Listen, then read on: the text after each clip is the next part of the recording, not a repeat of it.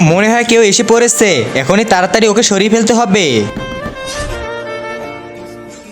আরে জাঞ্জিলালা মাওলানা সাহেব, তুমি আমার বন্ধুর বাসায় কি করতেছো? আরে বেটা, তোমার বন্ধু তো আমাকে দাওয়াত করেছিল তাই এসেছি। আরে জাঞ্জিলালা মাওলানা সাহেব, সকাল থেকে আমার বন্ধুকে কোথাও খুঁজে পেতেছি না, আপনি কি তার সাথে কিছু করেছেন নাকি? এই তুমি কি পাগল হয়ে গেছো? আমি হলাম একজন ইমাম, আমি তোমার বন্ধুর সাথে আবার কি করব?